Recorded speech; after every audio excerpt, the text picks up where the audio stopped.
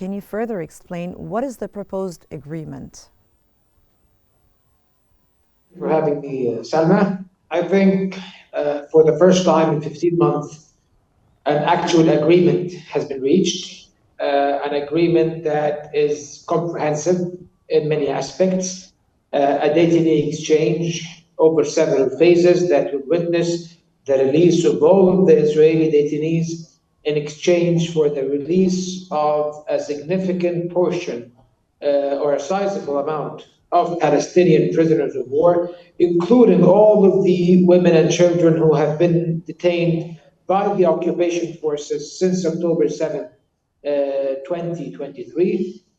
Also, we have a long-term ceasefire that is supposed to transform into a permanent ceasefire by the end of the time frame and the different phases of this agreement, and an Israeli withdrawal, gradual withdrawal from Gaza, at least in the initial phases, from central Gaza and from the inhabited urban areas to the peripheries of the Gaza Strip, with the proposed plan of a full evacuation by the Israeli troops of the Gaza Strip, and also the facilitation of the entry of international humanitarian aid into the Gaza Strip, 600 trucks daily, including 50 fuel trucks or 50 fuel tankers.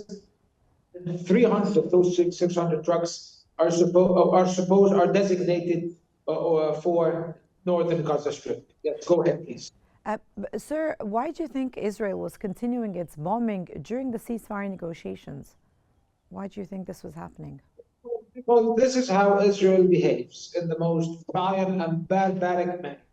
This is a nation that has been devoid of any moral substance or any principles, unfortunately. And this is what we have known the Israelis for decades, and now they will not surprise us because they are known for their rather twisted approaches to settlements, speaking of a ceasefire and a peace agreement, and at the same time employing violent tactics in order to exert a maximum amount of pressure. However, the Israelis this time, I think, are under an insurmountable amount of pressure to honor at least this agreement temporarily by the regional mediators, the Arab Republic of Egypt, and it's very important role in brokering this agreement, as well as the role of the Qataris who helped. And the US. Yes, and the United States, of course, who had a central role in exerting actual pressure on the Israeli government, and especially the incoming Trump administration. The Trump administration has surprised all of us, even though Trump is known for his unconditional support for Israel. However, he surprised us by actually managing to exercise actual support before even taking office on the Israeli occupation authorities. So that's rather impressive, and it's a pleasant surprise, as we were speaking off air today, Salma. Yep. Well, let me ask you, Dr. Osman, how guaranteed is the ceasefire expected to continue beyond the first phase of the deal? I think it has a reasonable chance to succeed. However, we cannot, of course, discount any possibilities or any unfortunate developments. The Israelis are very well known for dishonoring each and every agreement they have ever adhered to. And we are seeing that live, for example, in Lebanon. Lebanon has been in a state of ceasefire since late November. However, the Israelis have not honored most of the terms of this ceasefire, carrying out daily attacks and demolitions and refusing to withdraw from certain areas and whatnot.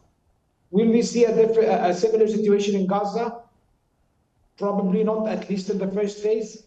And I sincerely hope that we will not see it at all. However, we cannot outrule any Israeli violations or intransigence in this regard. If the United States is not committed to exerting the maximum amount of pressure on Israel, the Israelis will violate the agreement definitely and might even push us back into war.